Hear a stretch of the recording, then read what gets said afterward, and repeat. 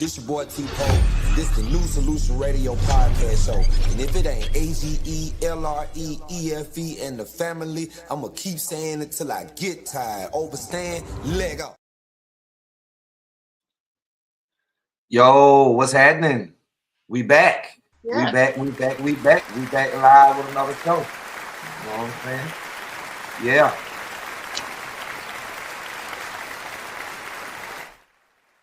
Okay, then. Welcome to the show, everybody. This is, the Solution Radio podcast show. Again, we come with another Sunday, another show. I'm your host, T-Pope, and I got my host with me. What's up, everybody? What's going on, Lady Red in the building, you know what I'm saying? And we got a great show for y'all today. A lot of good people, a lot of good things going on, a lot of interesting things we've talked throughout the week. And we've had some interesting conversations. I've been involved in some interesting conversations as well with some of the guys and the ladies. So without further ado, we're going to start bringing everybody on, you know what I'm saying? First, I want to start with Lady Red. What's been going on in your world? You know what I'm saying? Let everybody know what's going on.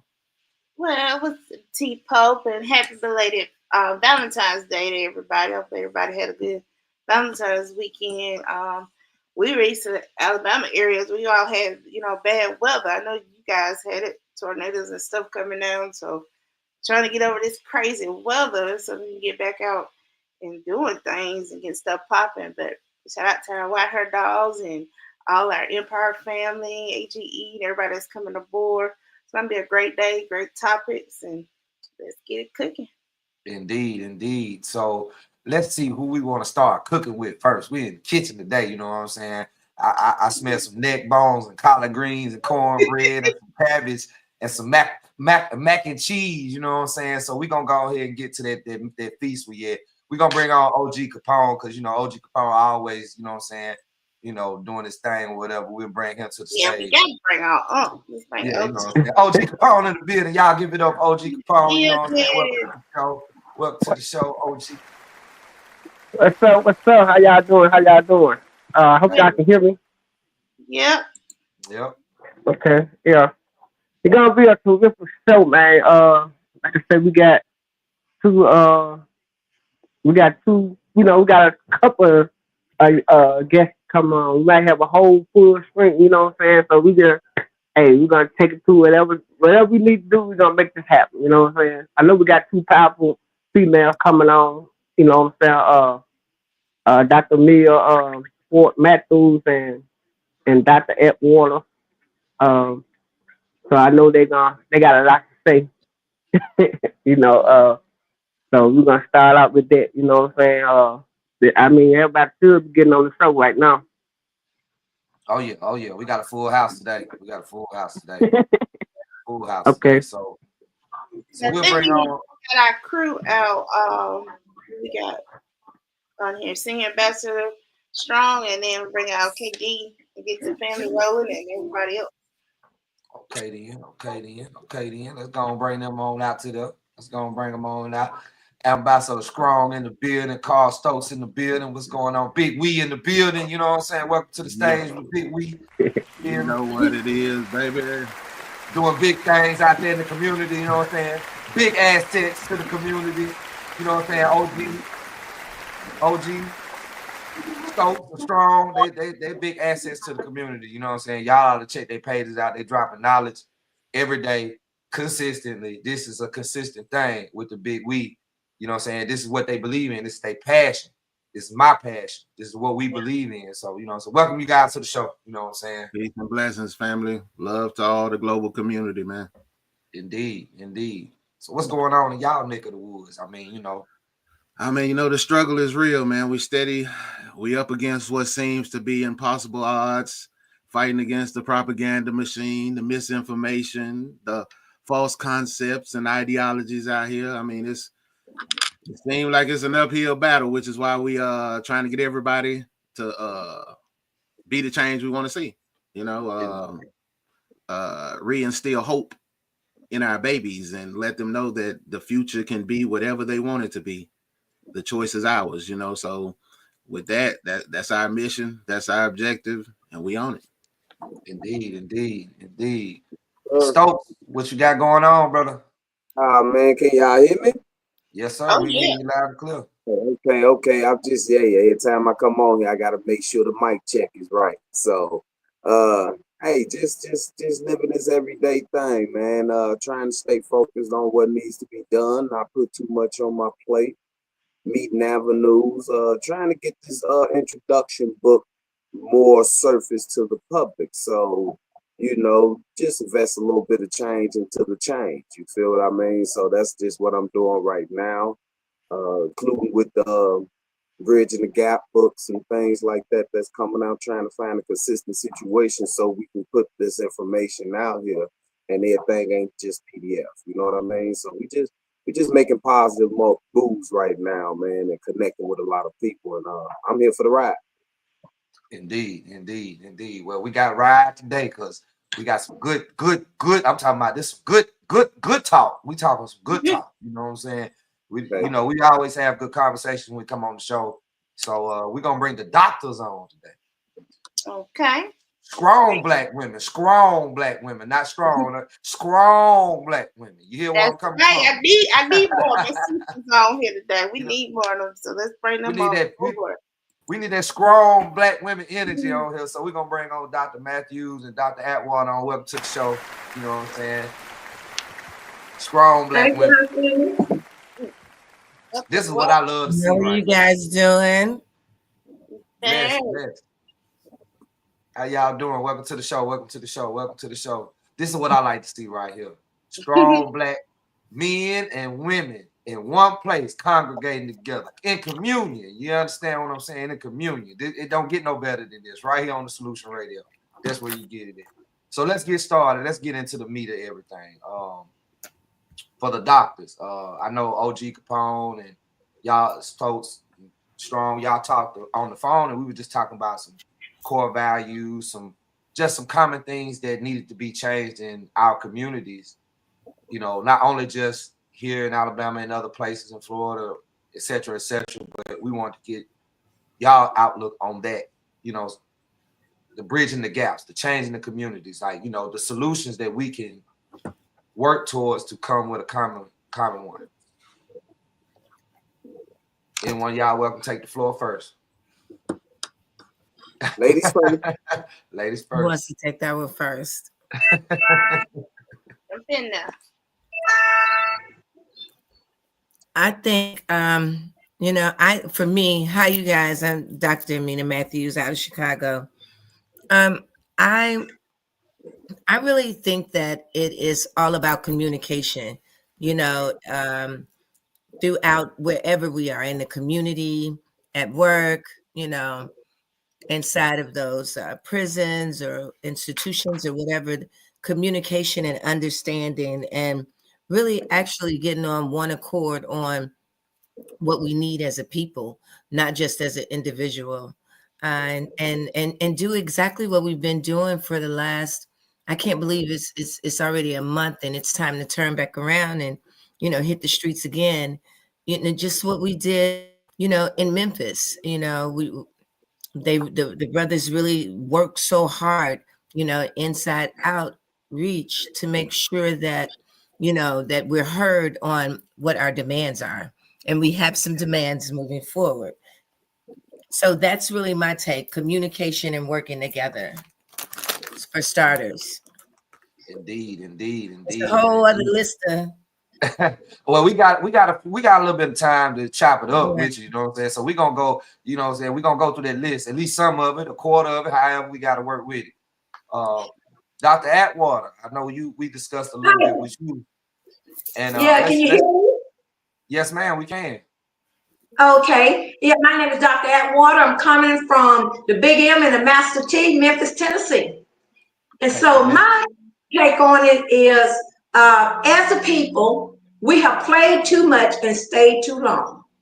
So now we find ourselves in a revolution here. And I remember Sister Soldier saying in the late 80s, she said that we at war with or without your participation. And now we're at war. So I look forward to having a detailed conversation with you all. They had the community unity meeting here, at my museum on Dr. Martin Luther King Day, and we had a howling good time. But what I had said to the sisters and brothers, I don't like to meet to just be me. I don't play church. So I wanted to see us present a manifesto to this mayor. And then I want us to run that manifesto to the governor in Nashville. Because as of today, this racist bigot has decided not to take our EBT. He's going to cut that out. And we'll get into more details about that, because sometimes when you try to dig a hole and create genocide on a people, sometimes you wind up putting that noose around your own neck. So we'll get into that. Okay. I think this is gonna be very, very interesting here. You know what I'm saying? It seems like we're gonna have a fight on our hands tonight. Let's see here. What we got next? Anybody want to come in on that with the ladies? Y'all want to, fellas? Y'all want to? Any questions y'all got for the ladies? Women. Let's get you guys out. Chime in here. Yeah. Yes, I got something to say. Well, let's have it. Let's chop it up. To the ladies, you know what I'm saying? Just talking with y'all for the last week, you know what I'm saying? I got to understand that, y'all be about your business, and y'all understand, we all understand the purpose of what we got to do, to make things happen, you know what I'm saying? To Dr. Amelia, I know, about her dad being, locked up for so long, you know what I'm saying? And some of my people still being locked up for so long. I want to ask a question about the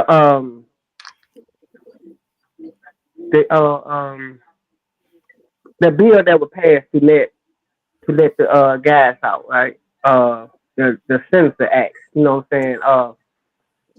I see it. I don't know how it really pertains to who get that, who really get the chance to come out. Do it benefit?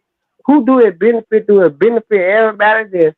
That's all. Or do they have they pick and choose of who they let out on this act? You know what I'm saying? I mean, as for not just political prison, but for any prison. You know what I'm saying? They've been locked up 30 or 40 years on on charges that don't make sense. You know what I'm saying? I mean, how do the prison release things really work? How do they establish that to say who get out of jail and who can and stuff like that? If you got guys who got out of jail and did 20 years on a 100-year sentence, how come everybody else that have some of the same exact charges these guys have, but they still in the prison? So you know what I'm saying? How I does my brother or my cousin get out and they on, you know what I'm saying? They did, got the same kind of charges some of the other guys got out, but they haven't got out and they got the same much time. So I'm trying to figure out how does this prison release thing really work?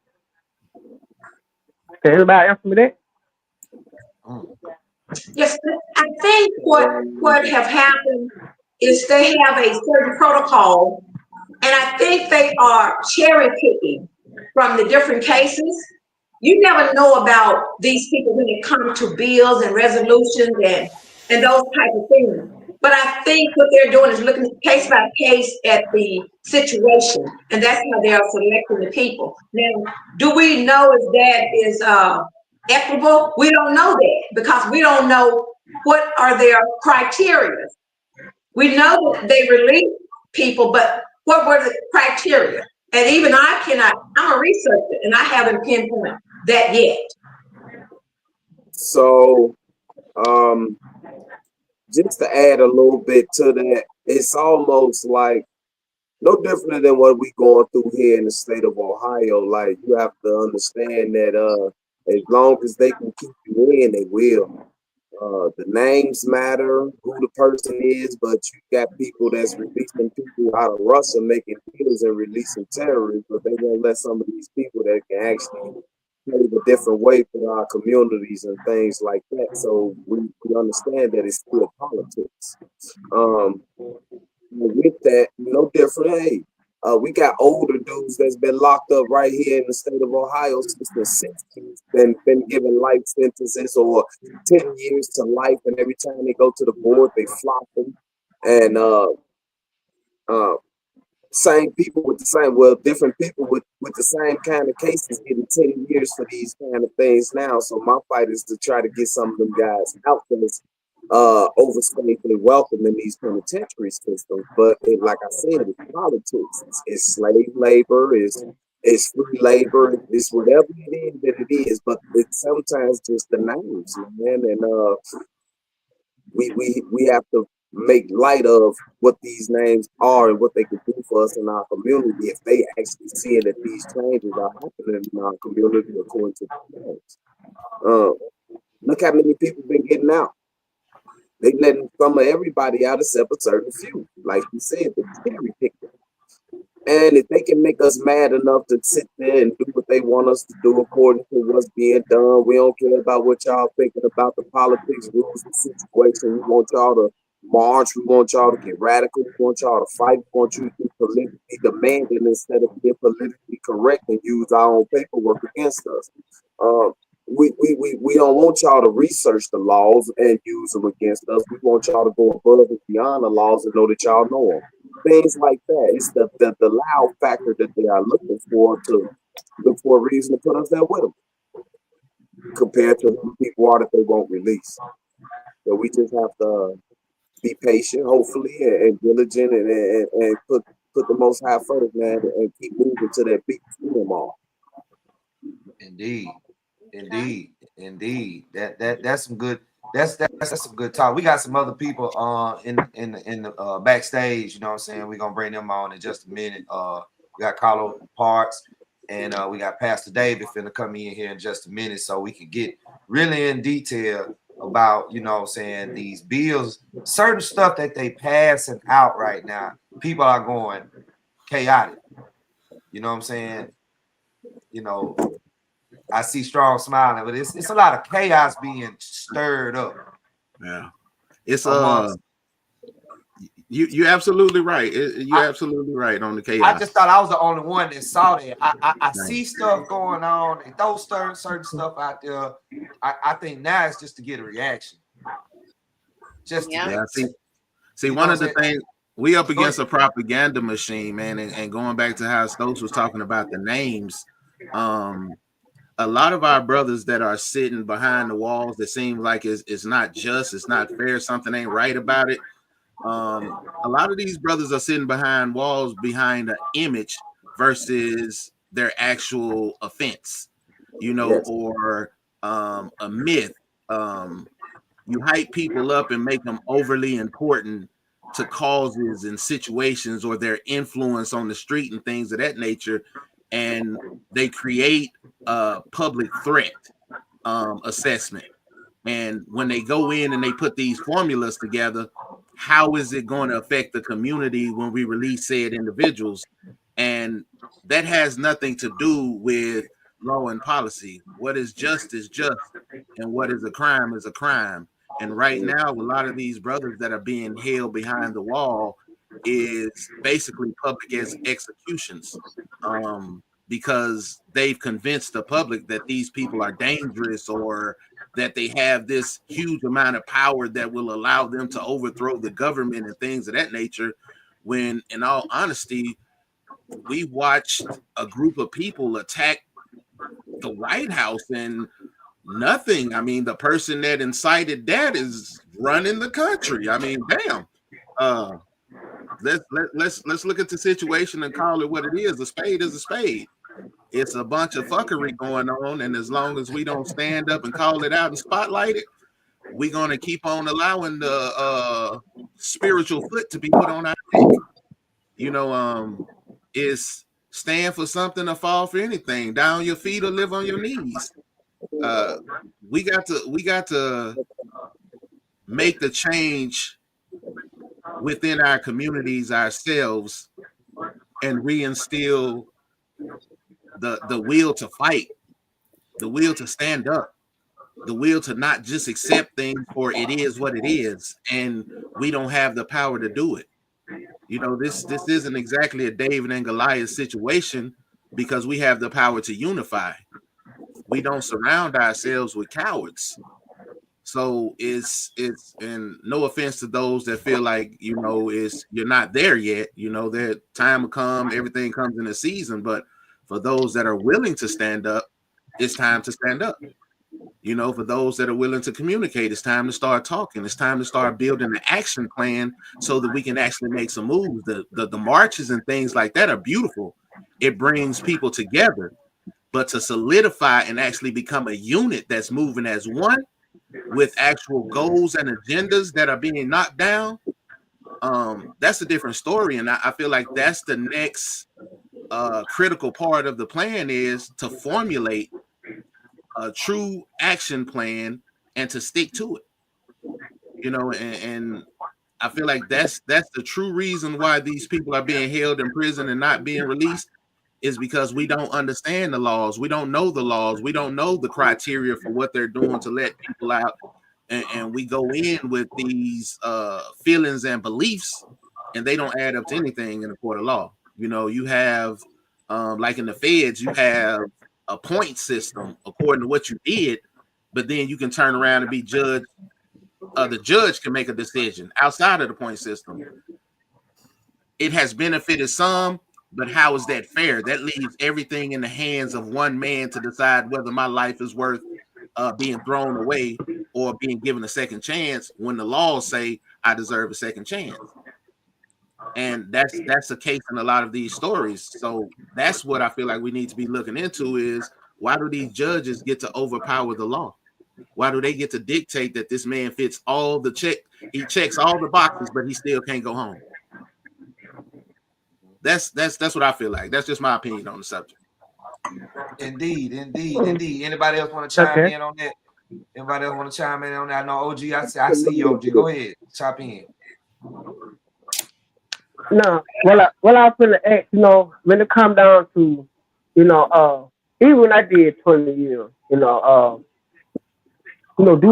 these laws, when they pass these laws for tourism, it's a demographic, it's just a state, it's affected by is it just for a fed, or it's for state inmates too? Because some of these laws get passed, it don't affect the state inmates. You know what I'm saying? Or it don't affect these certain inmates.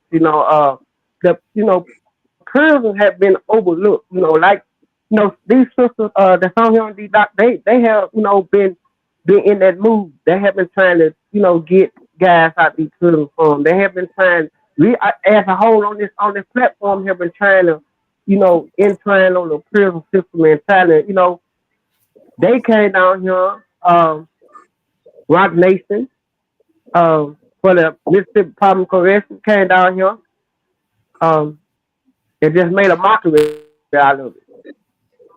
You know what I'm saying? I was in the prison during the time. You feel me? And they made a mockery out of it. Like they really trying to help us and do this and do that. And still, but I feel left still didn't nobody get out. The condition got worse. It didn't get better. It got even worse. You know what I'm saying? I don't know, man. When it comes down to stuff like that, even communities, you know what I'm saying? Our communities now, it's not strong. The community I'm in right now, I'm in a community right now, a black community. Like I said earlier, a couple of shows ago, we don't even say hello to each other. You know what I'm saying? We don't even, if something happens, we don't even, go in, see if the person all right. You know what I'm saying? The community is not strong. It's not strong together. It's not us on this platform. It's the community. We got to get the community. I don't know how we can get these communities, you know what I'm saying, to really step into place now. You know what I'm saying? I don't know how we get the community is our only factor to get the unity intact. You know what I'm saying? So like I say, we got sisters out here that doctors, that they have experienced this kind of things. I like to get their opinion on the subject too. So Indeed. Can I weigh in just real quick on the solution should be, for just especially for us. I know we're all together, but us as a people, um, the brother mentioned January 6th, how um, a person was able to throw a coup on our, on our democracy. So now what we're looking at is that, and we have to really be, yes, I don't watch the news. No, right now you should. Right now you should. I'm not saying overly do it, but get some education about what's going on with our youth and the education system. He's dismantled the education system and fired just about all of those federal employees. He's dismantling, the IRS system. You know, right now he fired about 8,000 employees, and there's taxes that are being just sitting in the computer and haven't been moved. Eggs, you guys, is $10 a dozen in some parts of our neighborhood, and we already are looking at violence in a way that, to me, it's gonna get Cambridge in that form or another. And what should be more important is how we're going to be able to survive through this election, through this democracy, through what's going to go on.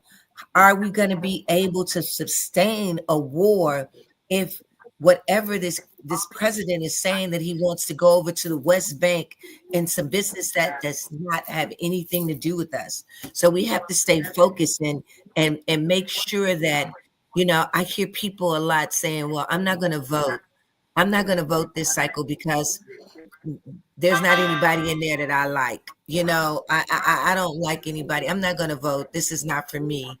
With this last presidency run, I had to really go for the lesser of the two evils, you guys. I didn't want to not support my democracy and what is my freedom to do. So to have what we're going to be into within the next, I believe, 9 months to the next year, we're going to have to provide freedom schools in our communities.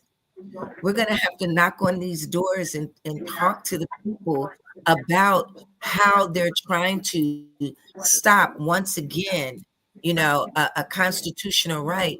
However, spear and add fire to the lack of education, to mass incarceration, because what are our young people going to do? Yes, we're going to try to find trades for them to engage in, but HBCU or different things like that is not for some of our people in our community. So we just have to galvanize and, yes, stand on, like I said, communication. We have to come together on solutions that we're going to go to the polls and we're going to canvass and we're going to stand there until we get what we need for our community.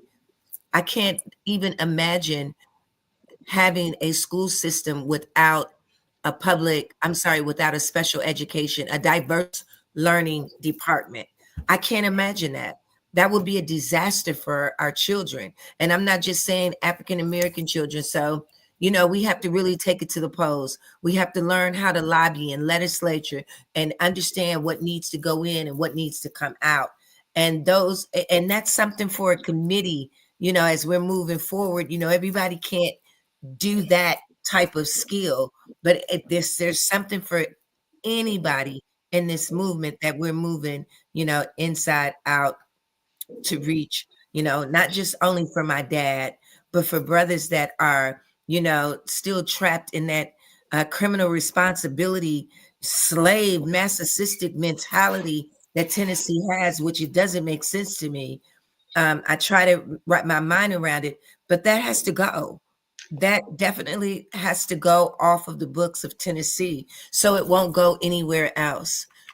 So me politically is the piece that we need to get involved in the school system, get involved in the penal system, get involved in what's going on with the economics, get involved in what's going on with climate change. There's different ways and lanes that we can get involved in because each and every one of us have different attributes. So for me, it's like, not just get in where you fit in, just get in, and we can figure the rest out, and that's the only thing that I wanted to weigh in on that. Thank you.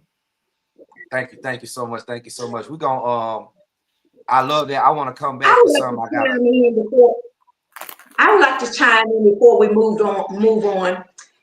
One of the things that I think as a people that we need to address is preparation and sustainability. And I give you a scenario. In my community, it's called New Chicago. And I tried to buy this whole community as far as all the buildings and all the empty lots and homes. And we have remodeled about maybe 80 homes. And what we do is remodel these homes, affordable homes, and then we sell them back. But we work with the people income.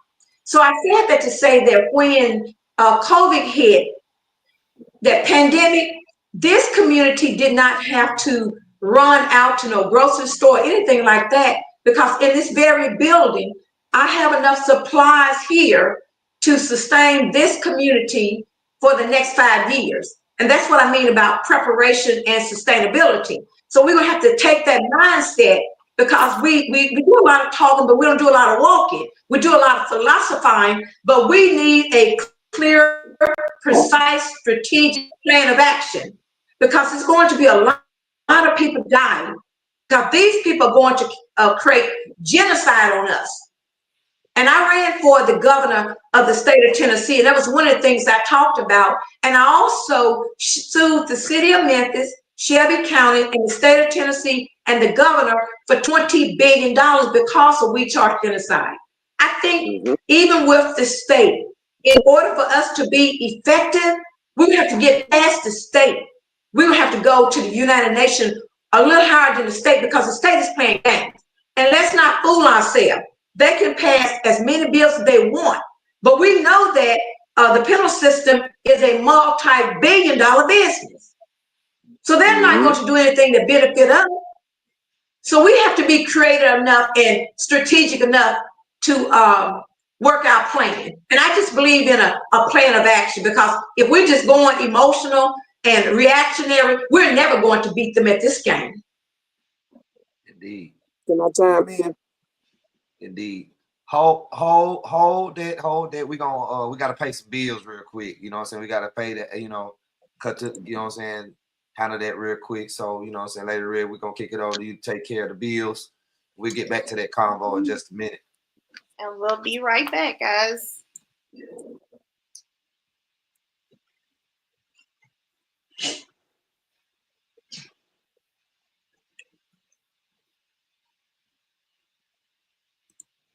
Fifth Sun TV Network, proud sponsor of the Solution Radio, streaming live on Roku television every Sunday night, 6 p.m. Central Standard Time.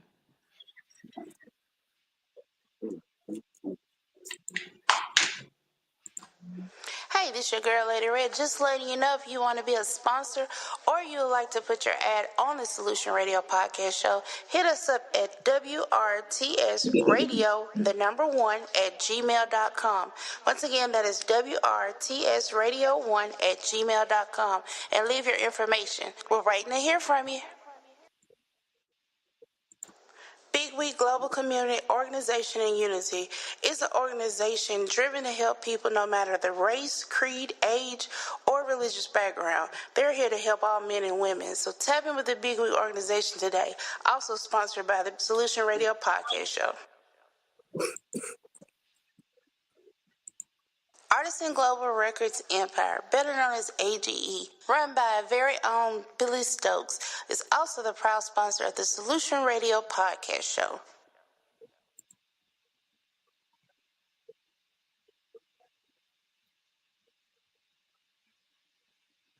This your boy T-Po, and this the new Solution Radio podcast show. And if it ain't AGELREEFE and the family, I'ma keep saying it till I get tired. Overstand, leg up. This your boy T-Po, and this the new Solution Radio podcast show. And if it ain't AGELREEFE and the family, I'ma keep saying it till I get tired. Overstand, leg up. Okay then. So we welcome back after the break. Welcome back. We got Pastor Dave. We're gonna bring him on, and we got Mr. Carlos Paul. We're gonna bring him on. We also got another young lady in the backstage. We're gonna bring them on. Bring them in. Looks like we have a Miss Portia Peoples. So we're gonna bring Pastor Davis on. Pastor David, you in? Can you hear me?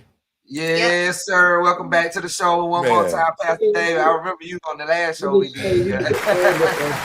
First off, yeah. Then he started some type of yeah. So we're gonna take out Mr. Pause. I don't think he quite ready yet. So we're gonna remove him from the so get him on now. Y'all ready? Right. So I know Mr. Stokes wanted to jump back in on what we were talking about. Because Sister Amina had said something, and Sister Atwaters had said something that was very it piqued something in me as far as the preparation part of the situation. And only thing I really wanted to add to that value and that piece of knowledge right there, especially with the insight of it, is that re-educate. You know what I mean? Like she said with the Freedom School, I am 110% in with that, because it's not only that, in my opinion, that can help our youth become something greater than them themselves, but it helps teach our community the laws, almost like the Huey action of knowing our laws, to be able to let these people know where we stand according to the rights, according to these constitutions that they've written and things of that nature. We ain't gonna just talk about the French War. We're gonna talk about why the French War was even created, and slavery and all these kind of things these youth don't know about. Re-educating the value of our core to understand what we are fighting for. Not only just freedom, but liberation, and understanding that we really don't need y'all to police our communities. We'll call you when we need you. You feel what I mean? Like, it's a lot of things that used to be old that still works new, because if it didn't work, they wouldn't have used it. After they dismantled a lot of things, or thought they dismantled a lot of things. You see what I'm saying? We have to get back to that value of it all, and don't be too radical in the situation, because if we realize what all the radicalness has done for us, it ain't did nothing but make them change the law, so we can't actually stand and protect ourselves, because they know we know it now. So we have to use the same paperwork. The pen is mightier than the sword, they say. So sometimes the same pen they wrote it with, we dismantle them with it. I was gonna jump in there and say something about that, like a few solutions to add to that, like the petitions. I know people that they worry about GoFundMe's and all of that, but it will be creating our own funding system for what we're trying to do. We can go to the government and ask them, hey, okay, grants this, that, XYZ, but we come up with our own fund, our own infrastructure, our own, you know what I'm saying? It gets back to coming up to our own. It's a lot of what I'm saying is it's like petitions. It was some other thing I was thinking about that has to do with that. Getting these people to sign stuff, getting them involved. I feel like people won't do nothing until they feel like they're important or they're involved. Okay, I'm involved. I'm invested in this. I'm not just standing on the sidelines. I did my part. You know what I'm saying? Just having a little something to where they can sign. I don't know. I just threw something out there, you know. Just let me jump in. No, go ahead, Mr. David. Listen, first giving all praises to God and my Lord and Savior Yahshua for making it possible for me to be here. And I want to thank the brothers and sisters for being on the show. See, for the lack of knowledge of people will perish. And Black people are perishing because we don't know nothing. We don't take the time to research. We don't take the time to start talking about things in our community. Just like all the homosexual stuff in our community, Black people wasn't even aware of it, and they just got on top of it. But it's been going on since Barack Obama. I heard the sister say something about this time. See, what we better understand it is, first of all, We got to get rid of all them house Negroes that's been voted into office that don't have any concern for our community. How is it here in Chicago? We got all these black leaders and the black community is on a bunch of crap. So the first thing we need to do is to unify ourselves, the grassroots people, because we've allowed these white folks to separate us. All these educated Negroes who call themselves Greek don't think that they're black. And so what they've done, if they've invested themselves into the political system and into the school system, and so that's why we see black people doing what we're doing to our kids, is because they don't believe that the grassroots black people are still living. So the first thing we need to do is start to unify ourselves. We have to get past this street thing about this one got this color, that one got the color. We all black men and we fight the same enemy. So we have to get through with that. Secondly, we have to understand the system. A lot of black men and women don't understand the justice system. We don't understand the economic system. Half of them can't read and write because the school system haven't taught the kids nothing. And so until we really get people that want to get concerned about change into a position of change. See, but as a pastor, what I figured out soon enough was this. God gave us this world as pastors, and I know a lot of pastors might not agree with me, but then if you ain't trying to fight for your people, then you're not in line with God. We have to understand this. We have to quit waiting on other people to free us. We have to quit depending on these programs that they got that we get into and we be looking for them dollars.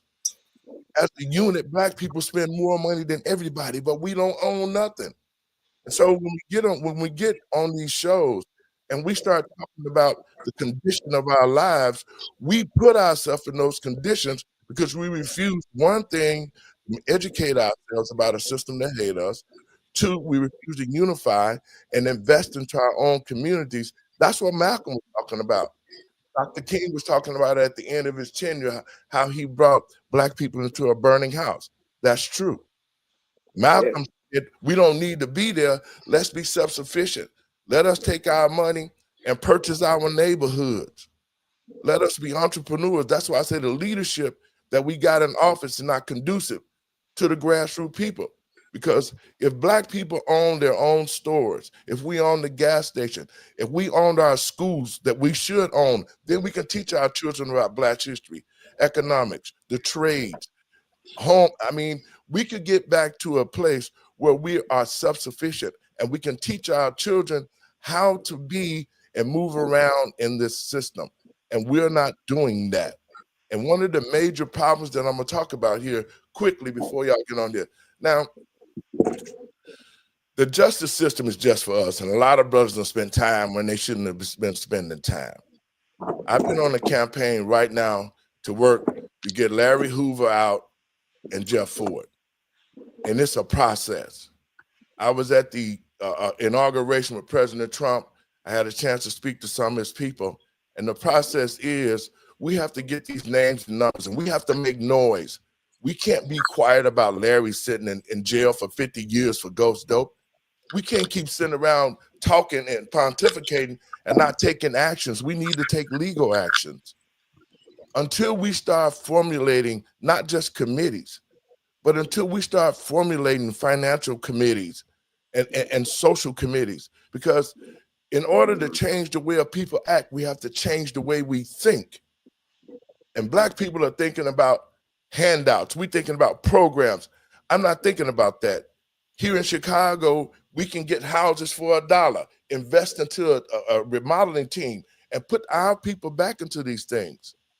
But because of the leadership, we got all these black people in place. Maxine Waters, we got Brandon Johnson, all these Negroes across the country who love black people when it come time to vote, but when it come time to stand up for the community, they missing in action. They ain't got no backbone, Pastor. I already know that. That's why I'm saying it. So the point that I'm making is this, to all of us here on this, let us stop talking. We got to stop talking, and we have to start getting in political positions. That's why I'm running for mayor of Chicago. I know when I win the mayorship in Chicago, I'm going to be, because I'm one of y'all. I grew up at 5618 Carpenter. I know what it is to can't pay the light bill. I know what it is when the rent man come and he ain't got no rent. But because of God's grace, I was smart enough to say, I'm gonna educate myself about this system. I'm gonna continue to push. I'm gonna save money. I'm gonna learn about economics. And let me drop this at you. I graduated from high school when I was 15. I became a G at 12 when I met Larry Hoover at the field house in Moran Park. Him and Gator and them watched the shoe ball at. I went off to college. I got out of college. I bought a business. I bought a restaurant. I played professional ball. I professionally boxed. Had it not been for the brothers on the street that taught me these things, to stay out the jail, come home with C's, I would have probably been in jail like everybody else. So we have to stop waiting on these people, and we have to stop making excuses. When we're failing ourselves, we're failing our children, we're failing the future. And I want to say something to the sister that said something about January 6th. See, I was going to be at January 6th, but I got sick. We need to understand what happened at January 6th was not against democracy. What democracy do we have here in this country? Black people should have did a January 6th 25 years ago when they locked Larry up. See, white people, they fight for what they want. They stand on their business, and you can't take nothing from them without a fight. Black people have succumbed to just saying, we'll wait for somebody to help us. And that's why we're in this condition. It's about knowledge. It's about us coming together, building, teaching, grabbing our young men and telling them how to be men. Because we got men and women that don't know how to be men. They don't know how to be wives and husbands. They haven't been taught. And until we start teaching our young, I'm 67 years old. I got some time left. I'm fighting like hell for y'all on the screen, because the lack of knowledge, we perishing. We own everything. We own all the bullshit. We don't own nothing positive. And until we understand our position in this country, and we start putting, because it's the politics, and we start putting people in place that can write legislation to help us, who gonna stand up and say, you know what, this not gonna happen on my watch, until we get those type of people in office, because politics is the way, is the king to the key, keys to the kingdom. That's why I met with Trump and I told him, I said, look, man, y'all let January 6 people out. Why haven't Larry been out? He been on the ghost dope for over 50 years since 1973. Why haven't Jeff been out? You know why? Because they was outspoken in the community, because they raised men like me. And that's the hatred that they don't want. They don't want to see black men strong, family-oriented, entrepreneurship, taking their money, investing in the. They don't want to see that. And as long as we sit back and pontificate on these shows and don't come together and strategize, because this is an opportune time for us. It's very opportune for us right now, because black people in Chicago went and voted 47% for the Republicans. Even though I'm not a Republican, I'm an independent.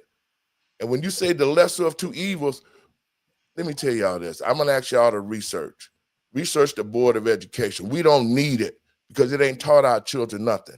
We sitting around here crying about Elon Musk. Elon Musk should be doing what he's doing, because they taking taxpayer dollars, sending them everywhere, paying for the homosexuals here and there. And guess what? We have to fight for 1 penny for our community, and we got black leaders. So for the lack of knowledge, we're perishing, and we won't unify. So when we sit here and we start talking about what we ain't got it because we ain't fought for it. We ain't got it because we ain't standing for it. We ain't got it because we're not trying to own nothing but the problems we got. And until we understand and think differently, we always going to be like this. But they're trying to wipe us out right now. This is an opportune time for black people. We already know that the Democrats will do nothing. It was Joe Biden's crime bill that put black men in jail, and black people still went and voted for him. Where is our pride? If you don't vote for Joe, you ain't black. Disrespect us. And we still took it. And we Who still said voted them that? in. Wait a minute. Who said that, man? Who said that, man? Joe Biden on the Breakfast Club told black people, you ain't black if you don't vote for Joe. Come and on, we still man. voted for him, man. Come on, man. Obama tried it too with old girl Kamala. Come on, man. Well, the point that I'm making, folks, is this. Sister, I like what you're doing down there in Memphis because it's ownership. when you're taking that and you're buying and you're putting Black people back in this ownership.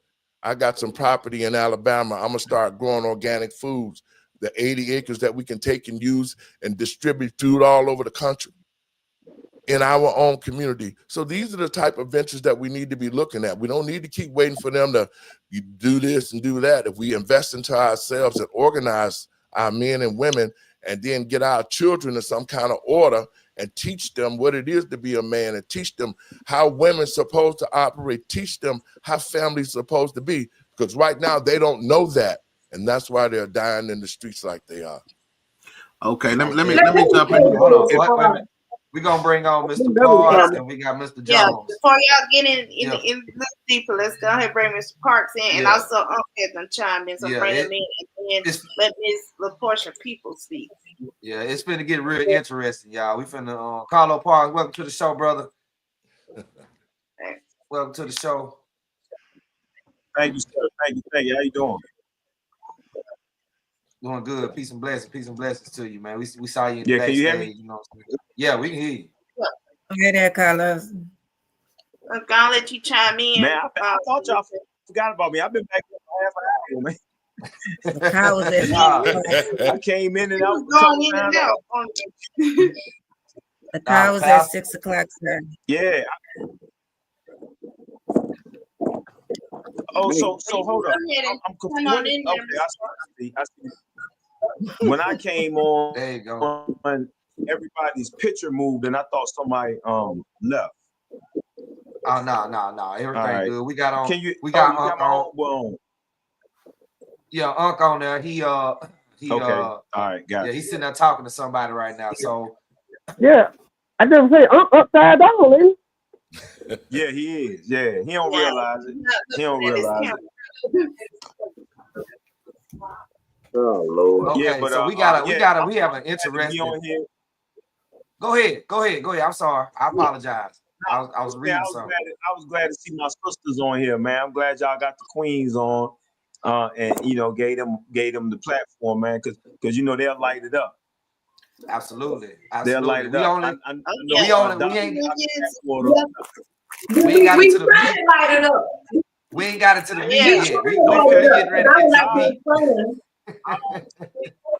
Yeah, we getting ready to get to the meat of it. We had a comment. I was reading a comment that came across the screen. It's very interesting. That's what got me thrown out, Lady Red. I was like, I know that controversy sells. Everybody has their own. You want me to put it up? Yes, ma'am. I would love. Yes, ma'am. Absolutely. Comment up, and I'm gonna see everybody's reaction to the comment. It's from Leland D. Evans. EI. With all due respect to the brother speaking, David Lowry, all your advice, suggestions, and standards are in accordance to Republican. Though you say independent, there is no working within the system that is and continue to be in order to liberate our people. Self-determination, and it's got that nation abbreviated, is the only solution. The only reparations we should want is 100% separation. So how do you guys feel about that comment? Can I go? That's why I said this. But we need those kind of comments. Listen, Who I'll go. No, do one of the sisters want to go first? I'm gonna yield the floor to Dr. Amina or Dr. Carnita Atwater. Dr. Matthews, I saw your hand. Chime in first. That's something to marinate on. That's like, you know what I'm saying. Hey, look, if ain't nobody trying, I'll get at it. Go ahead. I'm ready if nobody wants that. I'll go, man. Okay. I can let me go ahead. I know Brother Strong wanted to get it too, but I'll go. Because he was talking to the I can respond to that. Brother Leland, let me say this too. Brother Leland, I know him well. Okay. First of all, Black people need to be self-sufficient, and we should have been self-sufficient a long time ago because we don't understand economics. Dr. King went after social economic instead of economics because we don't understand money. Until Black people really get somebody in power, we can sit here and we can be on the thing all day. But if we got somebody in power that does not look out for us, then it doesn't do any good, because they're using politics to control everybody. So first of all, we're gonna have to get rid of, we are talking about building the Black community back. We got to come together as one. And that means we got to get rid of all the politicians that are in office who are not doing nothing. How is it possible that we got all these Black people in office in the Senate, representative, and everywhere else, and Black people is last on the total poll in everything that we do? So I might sound like a Republican, but I know the Constitution. I know my rights. And that's what we have to do. If you don't know the Constitution and you don't know your rights, then you're always going to be trying to figure things out. So we have to become much more knowledgeable about this enemy we face. And it's us.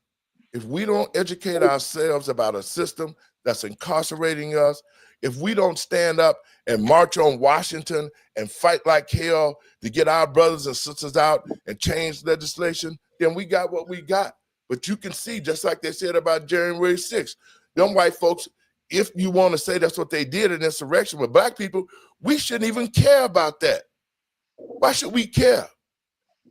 That's white folks dealing with white folks. We should be trying to put our heads down, put them together, trying to put economics together, get everybody out of our neighborhood, get Habib out the gas station. See, we got everybody get rich off of us. The Jews got rich off of us. The Chinese got rich off of us. Now we got Arabs in the community getting rich off of us. When we gonna get rich off of each other? So until we clean our community up and get people in office that's gonna reflect what we need them to reflect, we always gonna be on here talking. We always gonna be on here talking about these solutions we're trying to put together. But if we're not making the changes in the government, if we're not making the changes in city, local government, if y'all are not running for aldermen or state reps or state senators, stop complaining about the Negroes that get to office and don't do nothing for us. This is our time to take our communities back, put people in office that gonna represent us and do what we need them to do. Another one that popped up here, we're going to go to Hood Hope. Says the system has been, I'm going to show it up on the system. The system has been used to the people's advantage on numerous occasions. For instance, the First Step Act. And then they stated after that, with all due respect, define fighting. Define who? Fighting. Oh, go ahead, Mr. Doctor was saying. Yeah, it's getting very interesting. I mean, the comments are coming in. We're gonna keep it running. I know it's a couple of people that want to speak on some things, clear up some things. I can define fighting just a small little piece. It's like no different than what the Brotherhood Hope has been doing. This man that ran for the presidency twice.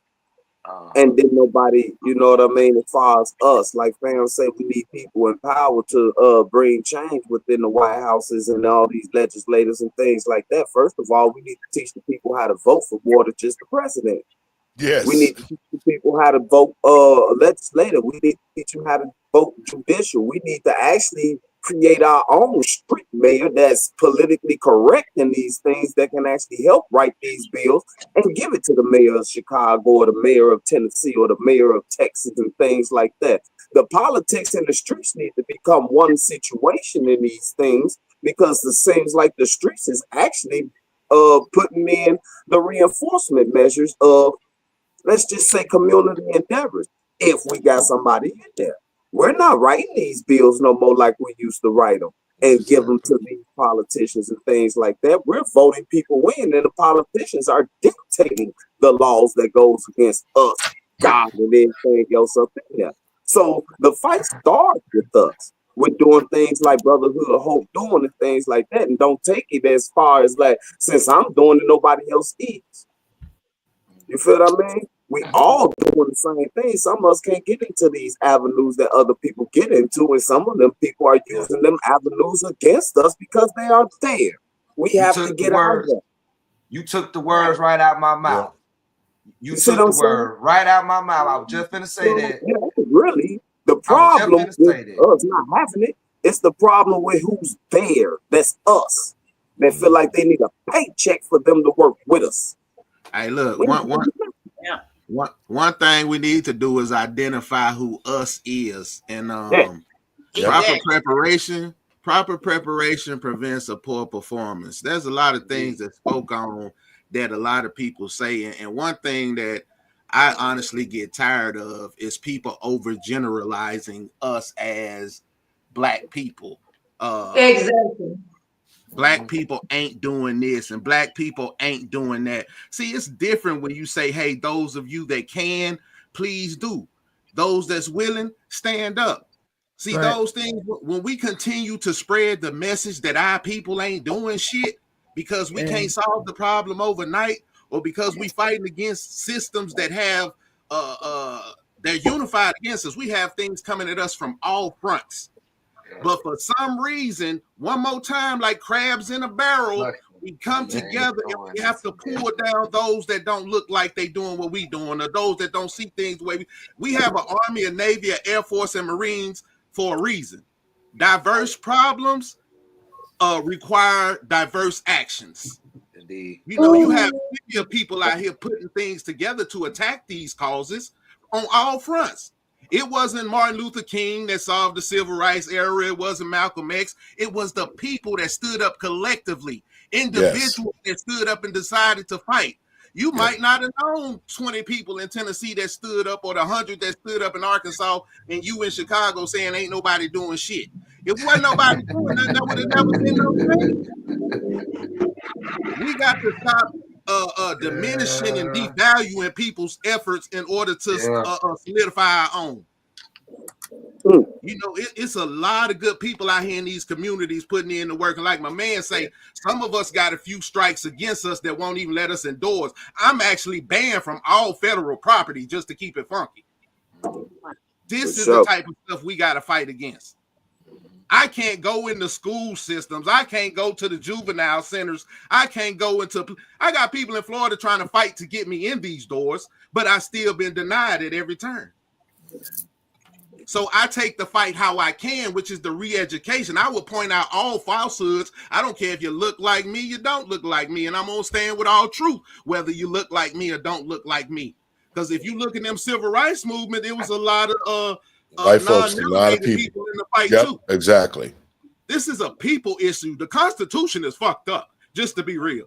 We're not gonna pretend like it's for us. I don't care how many band-aids you put on the problem, it's still there. Still there. The healing, but you got to know your enemy.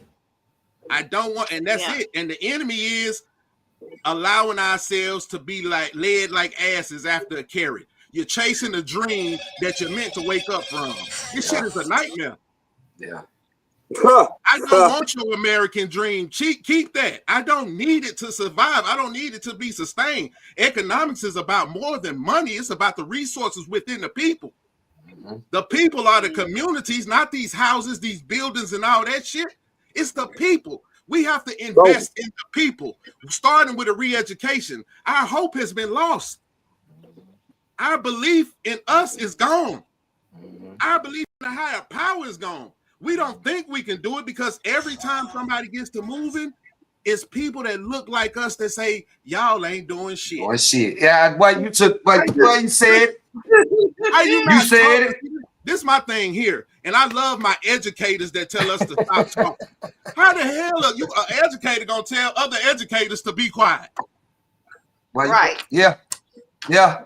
We need the teachers. Yeah.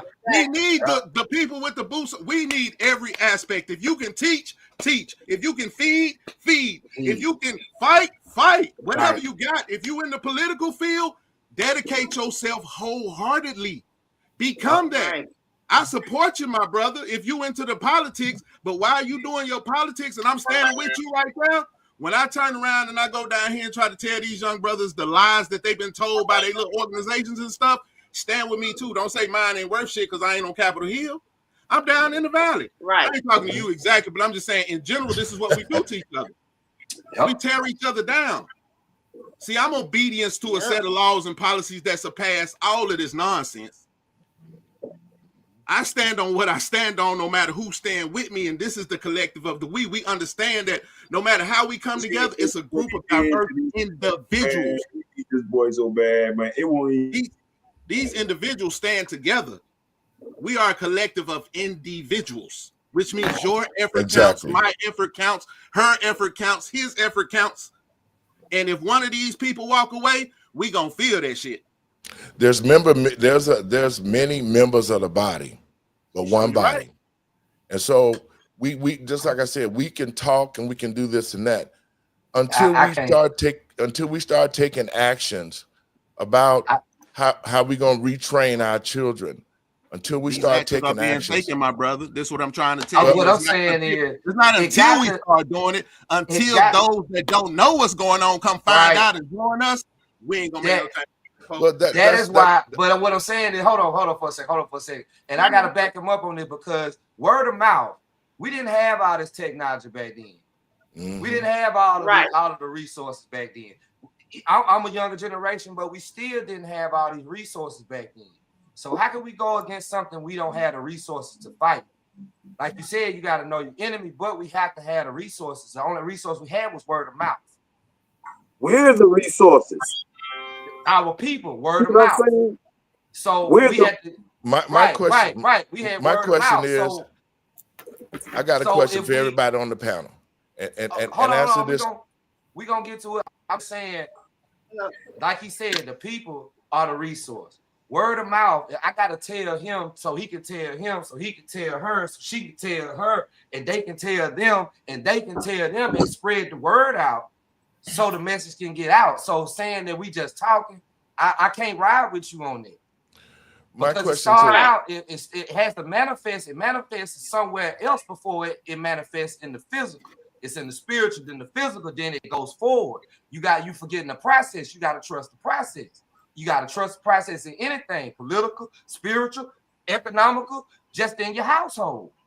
So talking to me, brother, talking helps.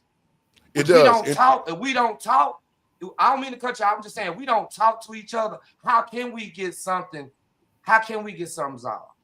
My question to the people on the panel, brothers and sisters, are here.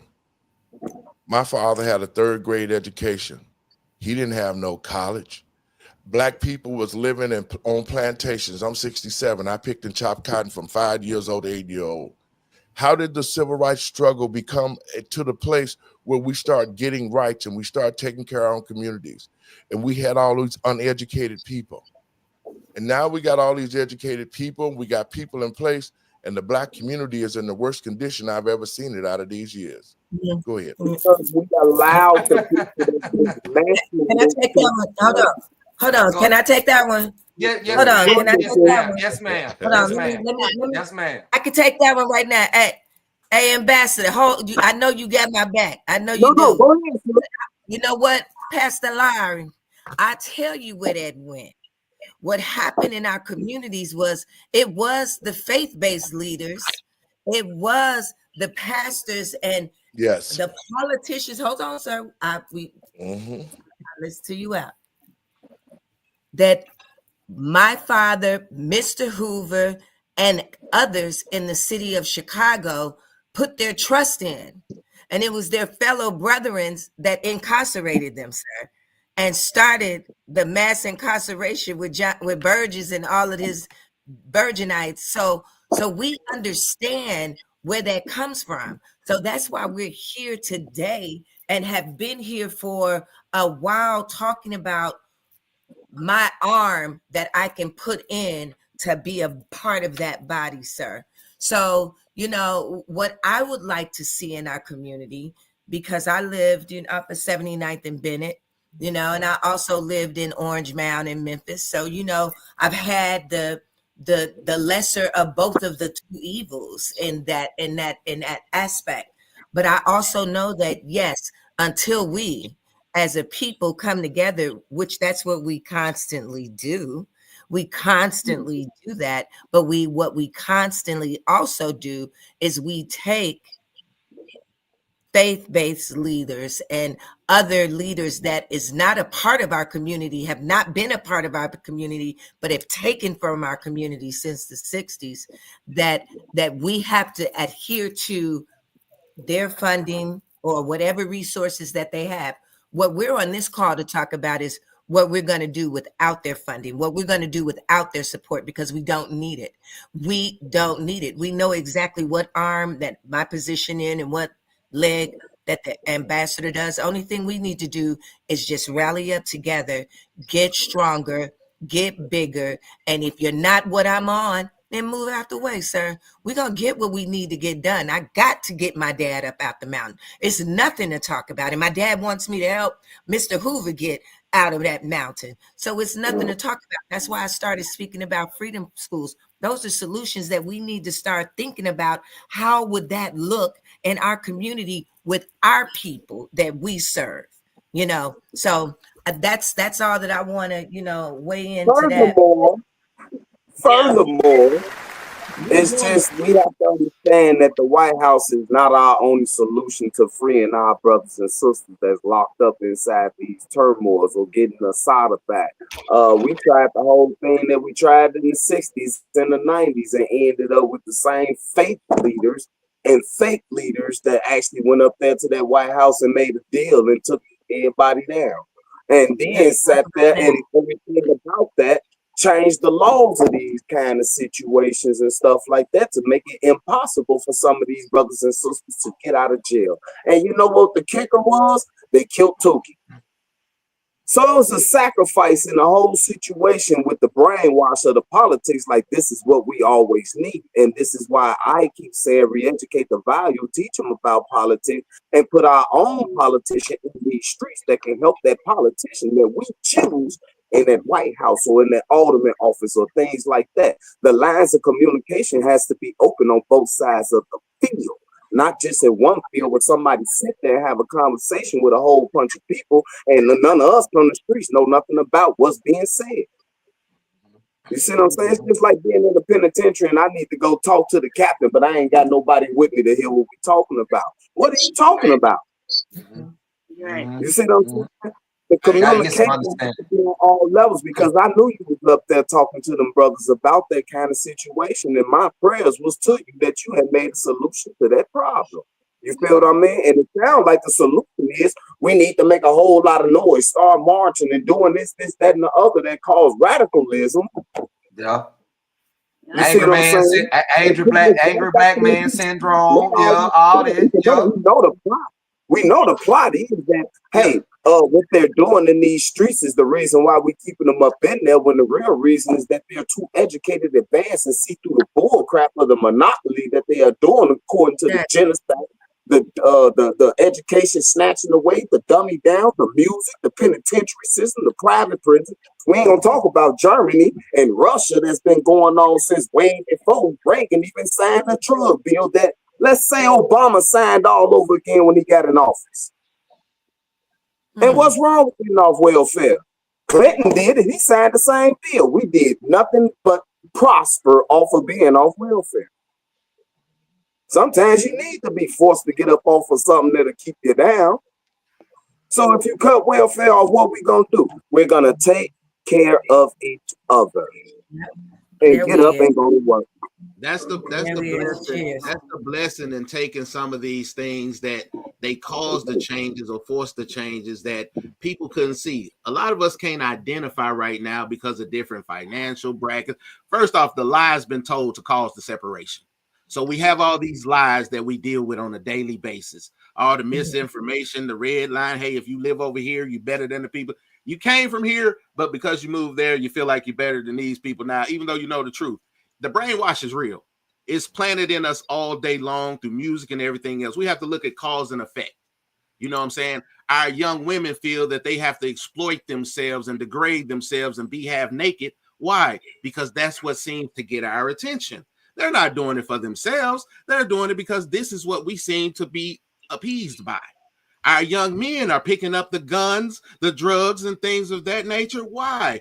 Because this is what we taught them. We glorified the no nonsense, I don't give a fuck attitude and stuff like this. We say that we don't want the police in our community, that we'll police our own communities. When you look out of your door, who are you going to call for help? You ain't spoke to your neighbor since you moved in. We don't know each other. How I'm going to trust you to protect me and I can't count on you for a cup of sugar no more? Things are real. Like, we have to look at cause and effect. Like you say, a lot of talking is done, but a lot of talking is gonna bring some light to this bullshit so some action can take place. You know what I'm saying? It's just like you getting to the White House and getting where you got to. I guarantee your ass it was a lot of silver tongue going on in there. You know what you got to do. That communication has to be there in order for us to make to bridge them gaps. The education has to come by pointing out and then reteaching the things, not only in speech but in action. Because see, we do what we say we do. We don't just tell people. We actually doing it so you can watch us and see it in motion. Yeah, It's not a lie. No, I'm not a millionaire. I don't got all these other things in this nature, and I don't own a lot of things. But you know what I got? Love, life, and loyalty. I'm gonna stand with you. Discipline, dedicated, and determined until we get to where we go. I have integrity. My why is my why. I'm not going to abandon this struggle. I'm going to see it through because I have babies. I have grandbabies. This is who I do it for. My why has nothing to do with whether you believe in me or not, but I hope you believe in the mission so that you will do your share. You don't have to believe in me. Believe in the mission, believe in your God and your ability to accomplish what you set your mind to. And I hope it's on the same side of the tracks as me. Right. If we start this world, all over this country, if we ignite these fires, these little smoldering people who are upset, who are hurt, who are oppressed, who are tired, if we can start that fire, keep that one fire burning there, and now you got emergency calls coming from everywhere. They standing up, they waking up. Oh my God, where do we start first? We can't lock up one of them because all of them standing up. Yep. Don't follow me, stand with me. We need to stop trying to put a man on top and just get the men to stand the fuck up. My bad. Sorry, y'all. It is all right. You good? But hey, I want to say this right here. Before you start this, I want to say this. You know, I listen to everything everybody had to say. I want to go back to point to majority of these marches that we take, we take in these unification marches or whatever these marches that we go in these states and do. I know majority of everybody on this panel have participated in these galleries and stuff like that. But, never once have I seen this stuff go on year round. We go one time, it don't happen no more. It's like an anniversary or something. You do it once a year. You know what I'm saying? You can't put nothing together for just a once a year program. You can't put a unity together just for 1 year. We do it in January of 2024. We're gonna do it January of 2025. The stuff that we do, the march, the protest, everything, got to do this stuff on a monthly basis. There can't be because if you let it go, it ain't gonna be no follow up. That's why every time somebody asks me to go somewhere or do something, I said, okay, what's the next move? If we're gonna do this in the next time, we're gonna do this a month from now, or this just it. We just gonna come here and take what is the option of this? You know what I'm saying? Like, man, I don't have a whole lot of money, but I got common sense. I didn't, you know what I'm saying? But at the end of the day, it comes down to I'm not on here trying to, how can I put it? I'm not on here trying to deliberate or nothing like that. I know we all on here fighting the same cause. You know what I'm saying? Everybody's agenda, is different. But I hope everybody's agenda can be the same at one point in time. You know what I'm saying? Our agenda got to be the same in order for us to be able to unite. I don't care what nobody say. Like Dr. She said, we got to, man, learn how to accept one another, man. From the up, good, bad, whatever case might be. There's some of us, some of us have made it through the bad part of our life. Some that happen. You know what I'm saying? Like Spawn said, there's some things that he can't get into. It's a whole lot of stuff I can't get into in Mississippi. A lot of stuff I can't get into in Mississippi. I'm one of the pause guys out here in Mississippi. And a lot of stuff they won't let me get into. You know what I'm saying? They say I'm a threat. These folks still got me on a security threat group out here in the street. They say I'm a threat. I'm a terrorist. They're because I represent the people of the Gulf and Valley. That's why I can't hardly do the things that I want to do. I hardly put somebody else in the front. You see what I'm saying? So yeah, I mean, everybody ain't got the same kind of story. Everybody ain't got the same demands on what we need to do. But we all can work together. I put somebody in the front. I don't have a problem putting somebody in the front. If I can teach that person to move and hey man, that's what you need to do, I stay in the back. I don't have that problem to staying in the back. I just wanted to be done. Right. That's what we got to listen to and do. Yeah. Yep. We definitely touched on some good topics for the first hour. I want to touch bases on get some more comments in because we got a lot of people tuning in, and we also want to bring in Mr. Jones, who's back in. Mr. Parks been going in and out, and Ms. LaPortia Peoples on the panel. One of the comments that was coming in is from Slide Midtown Barber. The problem is we still talking about politicians, blacks in quotation, talking for us. All we need to do is get our communities across America, starting with our youth, believing that we are important. No government needed. I approve this message. Then we also had another one come in from Hood Hope. Communication is key to understanding. And Leland D. Evans chimed back in and said, there will always be those that look like, walk like, talk like us against us.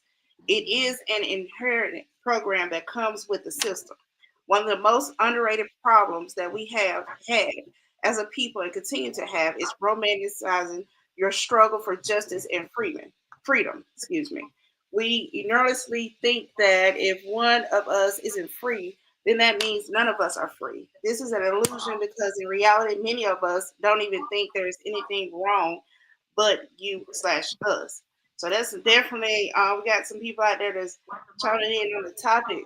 You guys are definitely got a debate going on here today. I'm bringing in Mr. Jones. Looks like he's ready. He's been unmuted backstage. Miss Peoples. Welcome to the show. Bringing also back KD back in. Man, I got the worst reception in the world. Well, It's all we got you now. Can you hear me? Man, Yes, sir. man, y'all got me over here sweating like hell. I've been getting in, man. Hey, I feel like I just feel like I have been re-educated, on life. I love it. I love all these beautiful minds. I love all these beautiful thoughts. I just honestly believe that we as a collective have a lot of work to do, but we have to work with each other 24/7, all day, every day. Now, OG Capone, I got to get you. I got to get you. And God bless you, my man. When you say people to do things once a month, once every, and make sure it's consistent, well, my consistency is twice a week. I've been to Utah, St. Louis, going to Florida, and I went to Cleveland here in the last 2 weeks because I'm on the fight. I want change. I want black people to stand up. I want all people to stand up. I'm not a politician, but Lord have mercy, all I got to do is sit and listen to y'all, and I'm gonna learn how to be I'm gonna learn how to be governor tomorrow after hearing all this good shit I got going here. I just believe that.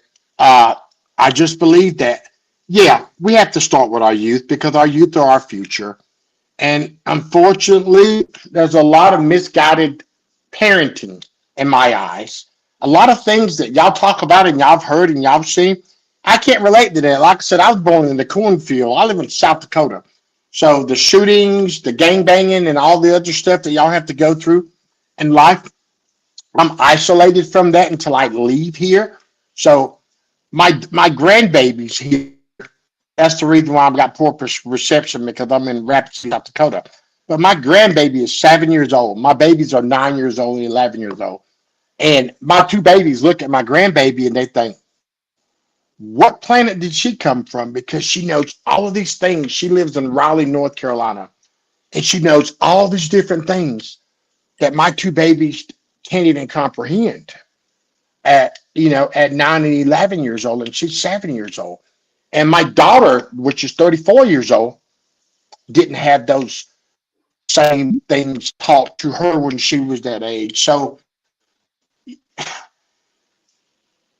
I don't a lot of things that we need to keep on and get caught up on. But the only way we can do this is continue the fight, continue to press forward, and to continue to believe in self. Because without believing in you, none of this happens. If you're able to believe in yourself and motivate other people to come with you on your thoughts, your battles, and your journeys, all of this can change collectively. And very slowly, because hell, we've been fighting this for 40 years, but that's okay because you can't ever give up. We won't ever give up. Black folks won't give up. Because we have been through those rigors and paths and valleys, and we just don't have given up in us. But a lot of y'all are absolutely correct. We need to put things in place so things can follow each other, so we can continue to build wealth, and continue to show our youth that there's a better path. Because reality is, a lot of paths that we've taken to get where we are, good, bad, or indifferent, hasn't been the best path. So I reckon that's my introduction. Hey, what's up, everyone? Holla. Yeah, most definitely. Welcome to the show. Hey, where that crazy ass Stokes at, man? No disrespect. Where's that ugly ass dude I always argue with? He took a break tonight. he's not on the Yeah, show. y'all did enough fighting. Oh. Episodes that we still got that fight playing for you. Oh. Yeah, we still on men. Playing that violin. On the Stokes show. Stokes, let me look in the camera. Stokes, I don't know why you ran. I don't know why you didn't want to come talk to your boy today. And I gave you a short time to talk with me. But I see there's another young fella in here that I need to holler at. But Stokes, I'm waiting for your ass when you come back. See. Nah, because I knew it. Okay. I knew I was going to have to take the blame of this whole situation because my last name is Stokes. But guess what? I'm going to let David Lowry how to play. Oh! I ain't talking about you, Stokes. I ain't talking about you. You'll show up at my house. You'll show up at my house. No, I ain't talking about the tough Stokes. I'm talking about that bald-headed one. But you okay? You okay? Let me say something. What's up, Strong? All of us, we need to really start communicating with each other, and we need to start building different committees and be one body and address the issues in the community. We need committees that address educational issues. We need committees, and I mean, as if we're coming together, if we're gonna do this thing collectively, we have to create these committees that can go out, research, find out what the problems are, seek the solutions, then we all come back to the table and deal with that. When I was the president of the NAACP, I had a membership of 12 people. It went from 12 people to over 6,000 or 7,000 because we addressed issues. I wrote the racial profiling bill. Barack Obama then wrote it. I wrote that. I wrote House Bill 5665 as a civilian, and that dealt with illegal foreclosures. So it's so many things that we can do that we don't have to be politicians, but we need somebody when we write these things to push them through so they can become legislation. And so my thing is this: all of us sitting here today, to the American people and patriots across this country, especially Black citizens, everybody else come together, they take care of their communities, they be self-sufficient. White folks do it, Mexicans did it. We just saw the illegals coming in our country and they start putting their stuff together, trying to sell stuff in the Black community. But it is us. We have to create a nucleus to all of us where we can get together in every state and become independent, start investing into ourselves. The key, opening our own schools. Because when we do these things and we're able to teach our children and we're able to address legal systems and all of those things, until we get that unity, then we're always going to be fighting to see who's going to say the most, who's going to do this and do that, because a divided house can't stand. And as long as Black people are sitting back, especially the grassroots people, we sitting back, and it's our children that has turned against us. It's the brothers and sisters that we sent to school that got college degrees that are in position today. Here in Chicago, we got mostly all the Divine Nine, they're aldermen, they're legislators, they're senators, and guess what? Most of the money, the economic development money that's supposed to come to us from the state and from the feds never get to us because we got those Negroes in place choking the money off, diverting it to other places. And that's the reason why I'm saying we have to get in positions to be at the table where the money is being doled out and make sure that we got somebody at that table going to make sure that the money comes to our communities to do what it's supposed to do. And as long as we got them house Negroes sitting up in there, I don't care how much we talk, if we don't remove them and we sit at the table to unify us and make sure funding is in the community and make sure we start investing into ourselves, we're always going to be having these conversations. We're always going to be having these marches. And I want to say about the preachers, it's a lot of bullshit preachers. I've been pastoring for 4 years. I don't believe in all this. Hey! All that, excuse me, jumping up and down. I don't believe in that. As a man of God, my job is to be out here fighting in the streets to make sure brothers and sisters do get this and do get that. As a man of God, that's our responsibility. We shouldn't have never let the homosexuals get into the schools. What happened to the pastors? What happened to our politicians? So all of this stuff we see, our black men been getting locked up in droves for years. Why haven't the pastors came and said, you know what, let us form a coalition. Let us stand up and fight to get our brothers and sisters out. But that hasn't happened. And so we have been failed by a lot of people that look like us. Until we understand the enemy and we start organizing and we start making it happen, we always gonna be behind the 8 ball. Before, appreciate that, Pastor. I appreciate, you know what I'm saying? We are, you go ahead, fire away. I don't know who you are. No, I don't know how you are. I don't know. Go. I don't know who you are.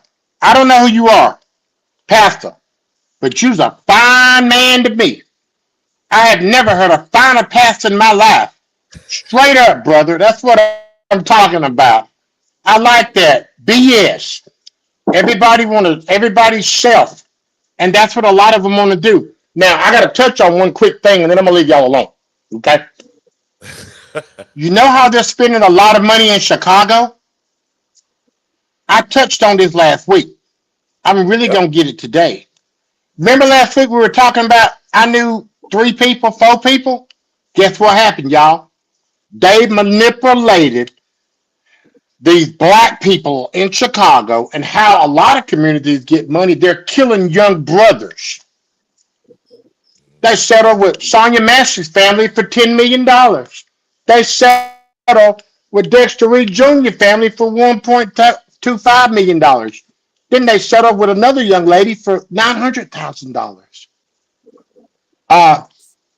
That gets me about Chicago. That really gets me about Chicago. Instead of fixing the internal system and getting these badass police officers out of there, they're spending a lot of money masking this big wound that they had. And guess what happens? They give you the money and they let that same killer walk the streets. That's what they're doing to these sisters and brothers in Chicago. They're giving them money and they're letting these same people keep their jobs to continue killing black folks, young men. I want to say this because I got to run, and I agree with what you're saying, brother. But this is the thing right here. I like you. This is the honest God truth. Black people, we in this condition because we allow it. We got more millionaires. We got the Snoop Dogs. We got the Dr. Dre's. We got all these athletes. We got the LeBron James. We got all of them. And they got trillions of dollars. Why haven't they reinvested money into the real black community? Why are black people still suffering? We got millionaires everywhere, and ain't nobody coming out saying, I'm gonna buy a block or 2. I'm gonna create a manufacturing Brother company? Jones, can I Why get haven't this? they That's created a not what they wealth in do. our community? Oh, wait a minute. Wait a minute. That's not what they do. Wait a minute. Wait a Brother minute. Wait a Jones, can minute. I get this? Wait a minute. Wait a minute. Wait a minute. He got to go. He lighting the match and then leaving. But I'm saying it's all I good. know. I know. I was just saying I lit the that. match, but these I are just, things we I have just, we I have to ask mean, ourselves these things. There you go, man. We have to Got ask another one. Got because, another one. because Don't hit and let run. me say this Don't and hit I and gotta run. go. For real, let me say this, guys, so I gotta go. Everybody takes care of each other. The white community take care of white folks, and it ain't no problem. The Hispanics take care of Hispanics. It ain't no problem. The Italians take care of Italians. You ain't gonna see no soul food places in a little village. You ain't gonna see no soul food places in an Italian village. Everybody come to our community get rich off of us. Everybody. And until we How in the hell can a understand that, Mexican cook barbecue?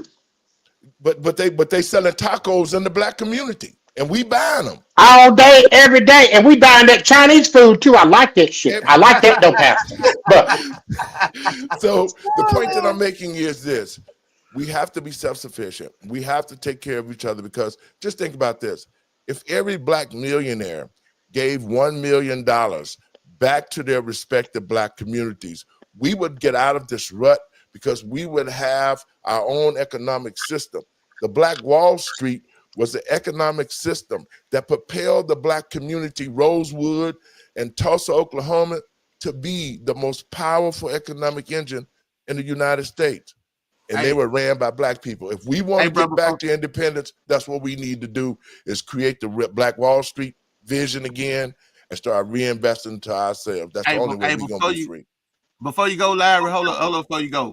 Do you think for a second it'll be easier to get every black millionaire to give $1 million back to the community, or for the community to keep $1 million within themselves? It would be easier for us as the grassroots people to invest into ourselves and create our own wealth. We don't really need, because see, check this out. We spend more money than everybody put together.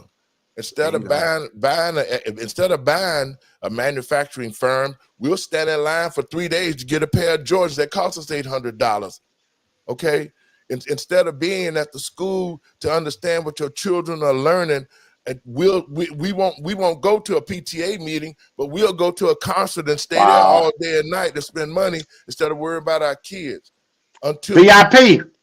There are individuals that will do that.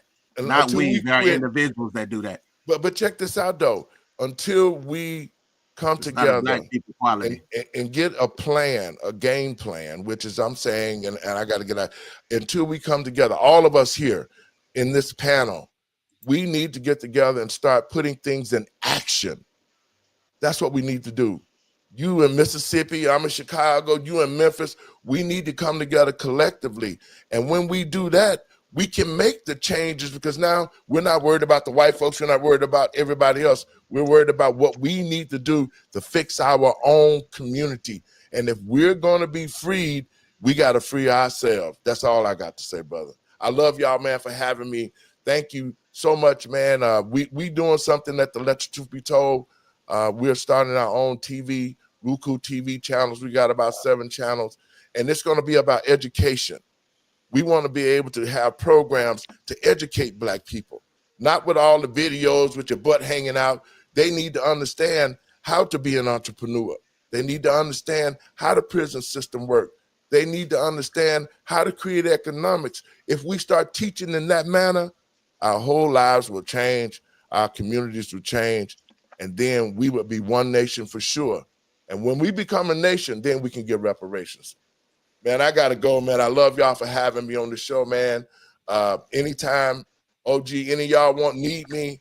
And like I said, I'm going to need y'all to support me because I'm making a move with Donald Trump and them. And see, a lot of people, well, I'm not a Republican. I'm an independent. But if I have to use these white people to help get my brothers out of jail, that's what I'm doing. So I'll be meeting with the people of the First Step program so I can get information to put in front of this process and push to get them out. because we got to make this national. I already got a couple of big time shows that want to talk about the Black political prisoners. And that's what they are. They're political prisoners. They shouldn't be in jail because of ghost dope and all the rest of this stuff. But this is the start that we got right now. We have to really pay close attention to what we're doing. I'm asking y'all to support me. Whoever is locked up, I know I talked to a bunch of the guys. I need their information because when I do sit down with this committee, I'm gonna say, here's 10 or 20,000 Black men with clemency numbers. Here's more that need to be out of jail now. And let me say this to y'all brothers, that the Enrico Tatario guy that got on J6, he finna help me. He finna help me make this a national issue so we can get Black men out of jail. That's my thought. I'm getting with people that are movers and shakers. And if we have to use them to help us, then I don't have a problem with that as long as they're working with us, because that's what we need. They got national attention already. Now we need to bring that same national heat about Larry and all the rest of the men and Jeff. We need to bring that same national heat to the world so that everybody can see it and we can force them to let them brothers go, man. God bless y'all, man. I got to go. Thank y'all for having me. Anytime, I'll be available. Thank you for coming on to the show, and just make sure you tap in with T Pope, the Sister Radio, and or you can phone and let them know, and we'll have you back on the panel.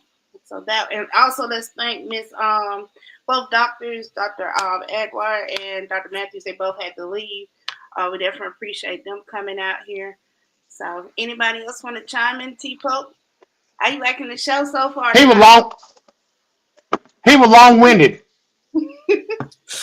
Well, you know how this show goes. We try to let everybody speak. You don't want my take on. I found a couple. I'm good. I'm gonna sit back. I got some choice words, but let me have it. I ain't. Let me have it. Let me have it, and then we still on TV, so we gonna keep this thing G. We still on TV. We gonna keep this thing G. Yeah, and I got to bring on back in OG. We gonna keep things professional.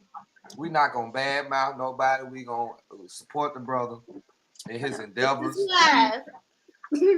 Whatever he got going on, if he need us, we'll be on call if he need us. I tried to be having it. OG Capone and Mr. Charles ain't having it. I already see the look on their faces. That's what I'm saying. I'm just. This is what I want to say. This is what I want to say. Go ahead, OG. I want to say this. You know, me personally, like I said, everybody have their own opinion and belief of what they're gonna do. You know what I'm saying? An agenda. I can't knock a person. Mm-hmm. Yeah, an agenda, right? You know what I'm saying? So I look at stuff differently than everybody else. You know what I'm saying? Like, you know, how you say, if you're not, how you gonna know anything if you're not in the fight? You feel me? If you're not there, you know what I'm saying, to witness this. You know what I'm saying? To witness what a person's doing. I can't say the man ain't gonna do what he say he's gonna do, but if I ain't there, I would never know. Indeed. You know what I'm saying? Just like Uncle Seth, he do all that he do. You know what I'm saying? I can only go what he say, but when I get there, and if I ever get the chance to meet him and go there and see, then I'd be like, man, you be on TV talking, you ain't doing nothing. I'm not saying. I can't say.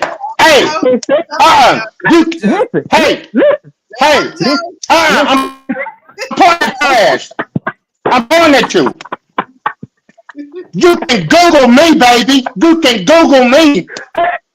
You can check my plane tickets, my receipts. Damn it, I'm everywhere fighting for the right.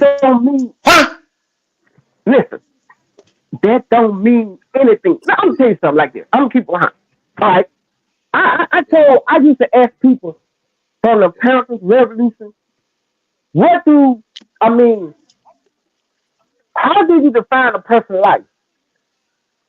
You see what I'm saying? How do you define a person's life? What make a story unique? If you got everybody has a story in a person there. Right. Everybody have a story. Exactly. So what makes one story Everybody got a story. better than the next story? You see what I'm saying? I mean, I understand Bob, that it's just like right now. I'm in tune with you, right? And I go through something, I be like, unsafe, look, man, I got something for so. Right? You'll come and help me. The next person might not know you. And they might go through the same thing. So I mean, you know what I'm saying? How important is if you're gonna help me because you know me, are you gonna help an individual, you know what I'm saying, just because, you know what I'm saying, he went through somebody else. Uh uh I'm uh helping the is his I'm life helping the cause. I'm fighting for a cause. okay, I'm fighting for a cause. okay. Okay, what is the call? Okay, okay. I'm What is threefold the different cause type of is calls? You the might have a cause call. is freedom. The call is free. The cause is freedom.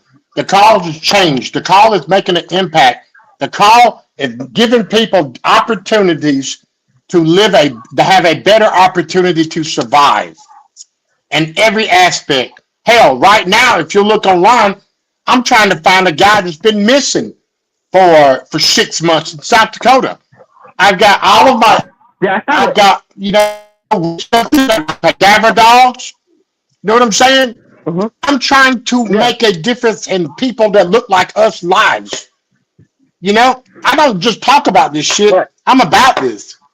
right. I can say that I wish upon a star, but I want to make that star What I want to say is this. What I want to say is this. because I've known so many people Mm-hmm.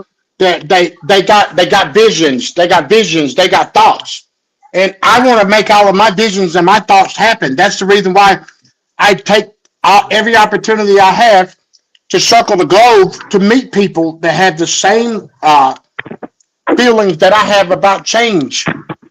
You So, making an initiative. man, maybe You make Nah, but you making an initiative. But the basis of the whole thing is like each individual on this panel right now got something going on to help the community, to further the cause. Mhm. They're playing a part. Basically, like Strong was saying, just play your position. If you're good at this, do this. If you're good at that, do that.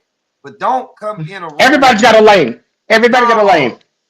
I understand that. Yes, yes, yes. Everybody got it. But don't come in a room of people that want to make a change and say, y'all ain't doing nothing. Right. That's what the whole situation was Guess about. what? Right. But we I missed have a lot of that. that what I'm saying. Like Yeah. each one of us have something going on that's powerful in our own communities. And for one person to step in the room, say okay, the opportunity do come. Say the opportunity come when you Bro, get this people, you get this audience, you get this following, you get this and that and the other. And it happens every time. You know what I'm saying? Oh man, they ain't doing nothing, man. Y'all ain't putting y'all boots on the ground. Like the man said, that's the truth. Is boots on the ground. It's communication. If I don't talk to you, I can't get you to what I'm gonna do sign language to get you to see what I'm saying. Do smoke signals, Morse code I to get you don't to deal with, understand. I'm just saying it take more than. I I mean, I try know. not to deal with time thieves. Yeah.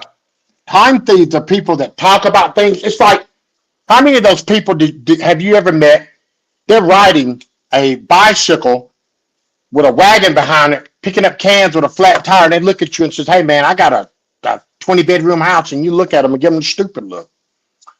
I don't indulge myself with conversations with people that fantasize about things. Yeah. I really don't. When people say crazy shit to me, I look at them. Okay, let's go on to the next one. Hell, let's talk about fly fishing or something because the point you're trying to make to me means absolutely nothing. Because I've heard so many thoughts and wishes and wants and dreams and fantasies. And a lot of people have fantasies, delusions of grandeur that don't never come true. But you can wish upon a star. We do more than wish upon a star. Indeed. So as long as we can eliminate those thinkers and not doers and come together and doers do. People you hang around is what you're going to be. If you hang around idiots, you're going to be idiot. If you hang around good people, you'll be a good person. Know what I'm That's right. saying? That dude ain't somebody that you'd hang around with continuously without looking at and saying, man, should I really run away from you or punch you in the face? I don't know. I don't know. Y'all got some Anybody else? interesting characters. Anybody else want to say anything? I know OG kicks on, kicks on. Strong KD. I know you. It's Go ahead. definitely interesting. He coming. I think Yeah, KD Strong gonna give it. Strong gonna give it No, to us. go ahead, because you We probably got finna about say what I'm saying. no, I'm just gonna speak to the value of every one thing I've learned, and I love psychology. I love listening to people. If I can't see your actions, if I'm not around you, um, it's like even if you're lying to me, I know there's insecurity there. I'm looking deeper than what you're doing. I'm looking at the why of the situation. I listen to people try to sell themselves. I listen to people diminish their value. I mean, your conversation, uh, body language, and things of that nature all say things about you. And we fail to pay attention to a lot of those things, and we dismiss those things as having no value because we can't see it in that moment. But see, when you interact with people on such short encounters, see, we make judgments about people we have a 10-minute encounter with or a 30-minute encounter with, and we don't even know the people we live with. So it's one of these things that tell you how shaky our understanding about things truly are, because we reject the things that people are doing around us and saying to us that we don't like, but we're not understanding this person is offering us their understanding. They're offering us their belief structure. They're offering us their dreams and visions. I love dreamers. You're going to be the creative motherfuckers that help us get past this hurdle while everybody else is thinking straightforward. Y'all going to think outside of the box and help us come together. This is Hey y'all, everything has value. A negative can be a positive if I'm taking away something that has been harming me. A And negative adds value in that aspect. Mm-hmm. So we have to understand the duality of everything. The things that I don't like, I need to also understand why I don't like them. Is it because they pulling on something about myself? mm, You know, it's a lot in that, man, that we have to, like I said, stop diminishing the next in order to y'all, solidify our own. You know, I got to get respect this every, really quick. even with the pastor that did his thing. I support that brother in his fight because I don't understand the lane he run in. When I learn about it and I know what you're doing is wrong or right or whatever this case may be, I'll speak on it. But until then, you go places I can't go. let's go. So all we can do is have heart checks when we come together. I can see where your mind at, you can see where mine at. Your ABA gonna tell me what you really about. So I pay attention. And that's kind of like what I wanted to get on. Like, we get triggered real fast, but then we keep forgetting the old sayings of if it don't apply, let it fly and let them fly. You know what I mean? So let them. But you picking up something, like he's just saying, you picking up the mission statement of what he got going on and things like it's a lot of people that move around in ways that we probably don't agree with just because of the way they're moving, but then we realize that they somewhere that we're not. You know what I mean? So we listen to the value of these people. We understand the value of these people, and some of them are actually conducive to the values and the goals of our own. They just in a different position and may have their own feelings about what this level of people are doing because they already at that level. Can't take that away from them people. It ain't a source of entitlement. You know what I mean? We just have to understand that if we know what we are doing, then it ain't even referring to us. We just on top of the same mission statement, the same boatload, and let's just hope we can add some kind of value in the support of what he got going on until we see different. That's with anybody. You know what I mean? Anybody on this platform or any other platform or whatever. Sometimes we just got to take a grain of salt for what it is, man, and see what we can do with it. You know what I mean? Because some people are actually moving in that position to free some of these brothers and to re-educate some of these brothers and sisters that's out here. And that's really what I'm focused on right now too, is the re-education of what we've been taught. Let it go and relearn, even if it's what we've been taught. You got to break it down. It's a systematic situation. So let's break down the systematic situations of it all and incorporate what the values is according to our own core in our communities. We got to learn from each other. We have to understand that this man Strong is a psychologist. So let's understand the thought process, because he's teaching us psychology as we go along. We have to understand that Mr. Sell, when he's a mover, he gonna do this, that, and other. Come on, man. That's a 3R manager and it's dope. Mr. Pope, Lady Red, they are putting our voices out here. Mr. Capone is connecting people with everything we're doing. And me, I'm just gonna continue to push that ball, that message every which way I go. The books, the this, the that, the events. I'm gonna support them. I'm gonna throw them. I'm gonna go where I need to go. I'm gonna shovel grass, cut snow, but I'm still trying to educate. You know what I mean? You have Dog, to understand our dog. role. Did, Did you catch that too? did you see the leg? Did you see those white folks' legs I was showing y'all? We missed that one. It's 35. It's 35 below zero where I'm at, and he's standing outside with shorts on. No, I think Hey that. man, hey, leave that man alone, man. Leave that Might man be alone, hot, man. huh? He might. He Dog, got man. different type of blood, man. Dog, That man, white folks crazy. he got a different type of White blood, folks is man. crazy as hell, is what I'm trying to He say. got a different type of No, blood, Now, white man. folks are real crazy. I'm not gonna They say got, all they I that. got, have a, I, Sometimes I've gotten hot. I had, oh, I'm not racist. I'm not racist. I'm not racist. we didn't nobody say nothing I about have that. a reentry. Guilty conscience. Nobody said nothing I about them. Nobody said that. You stirring up the pot. You're being bad. You stirring Man, up the pot. stop it, man. Listen, I'm trying to say some powerful shit here, man. Hold on, let me figure it out. I have a reentry program going on for the reservation. I am involved with another wrongfully convicted group called the Remedy Project. So all of these things that y'all talk about, I I I'm involved and I have flowing through my brain. I probably got too many things going through my brain. But if any of y'all ever want to search me out or reach out to me, I would love to hear everybody's thoughts. And I would love to have some of y'all step in to help some of my people in my group to create some of these changes. Because, you know, I feel like there's so many causes to fight. And I don't know which one is more important than the other because I think all of them are important.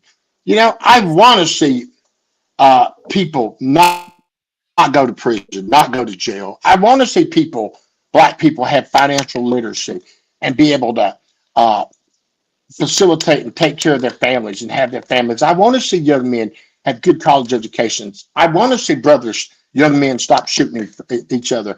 I want to see people stop selling dope, stop pimping hoes, whatever you say, but we have to figure out some kind of method where we can collectively get together. I don't know, have a cookout or something, but we need to gather people in the masses and say that it's okay. There is help here to be given. But most people have themselves because most people's biggest enemies or biggest obstacles is their self.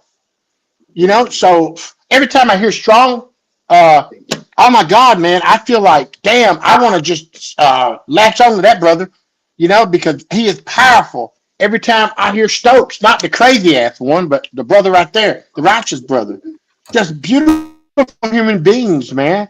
All of y'all are such beautiful human beings that I am just blessed and I am thankful to be in an opportunity to be involved and can listen at all of these remedies and all of these solutions.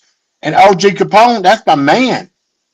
So let's figure out a way so we can come together as this great unit that we've created and let's sit and talk and parlay and let's figure out how do we make that step. because I have so many things around me that we can make some steps. You know, I've got I got a lawyer, which is one of my vice presidents, and she's got a group of over 15,000 paralegals or attorneys that I'd be glad to assist people that are wrongfully incarcerated, wrongfully convicted. You know, I'm working with a young man now that got sentenced to 26 years for defending his family. I'm working with another young man that got sentenced for life because his DNA was with his ex-girlfriend's and her man got killed. So there were three people's DNA in a pair of socks. And he was in Chicago, but yet the crime was in Ohio. So there's so many things we can do, but we just have to figure out how we collectively can come together and make these things happen. Right. I gotta cut y'all. I'm sorry. I apologize. You did that deeply. Go ahead. I'm good. We got down to our time. I'm sorry for all the viewers out there. It's time to wrap it up tonight. We appreciate everybody that came on the show. I know we do shots out, but we right at the crest of our minutes. So, Lady Red. Lady Red.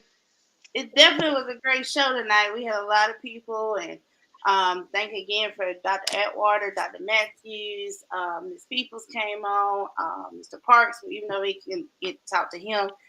He's one of the heads of the Fifth Sun, our sponsorship for our television viewing. North Carolina. Yep. Shout out to North Carolina, my hometown. Everybody that's on here, we miss Mr. Stokes tonight. Normally it's the Jones and Stokes in a mission that we have going on. We're going to work on that show, though, and get them both on there. But definitely was a great night, guys. His ass was scared. He was scared tonight. See, we're going to tell him that. I'm going to say Boss Man was scared tonight. He didn't want to go toe-to-toe with you tonight. So I'm going to get it on for you. But yeah, we had a great show. You guys definitely always are tuned with everything. Definitely wish we had more time, but always next week. So next Sunday, we'll be right here. Yep. Hey, always remember, dream, breathe, and deliver. I'm out. Right. That's right. Anything else, Mr. Pope, you got to say? What you got coming up?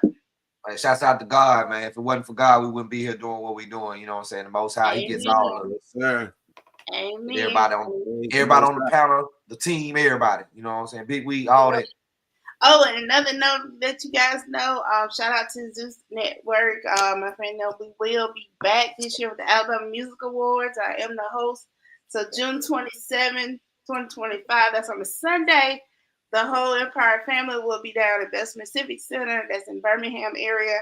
So y'all tune in, get your tickets. Or if you want to perform, tap in. Everything will be posted on Facebook. Look for Michelle Young, red hair, the same picture that y'all see here. Instagram, Elite Promotions 2019. So artists, if you want to perform, it's a big award show. It is televised, and it's also in Spanish. So Telemundo Television is involved. We're a big network. So you need to come perform, get your interviews, red carpet. Come on. Telemundo. Senores, senoritas. Telemundo. Well, we'll be back next week, man. Y'all keep it locked. This is the Solution Radio Podcast Show. Bye, guys. Hey. This your boy T-Pope. This the new Solution Radio Podcast Show. And if it ain't AGELREEFE and the family, I'ma keep saying it till I get tired. Overstand, leg up.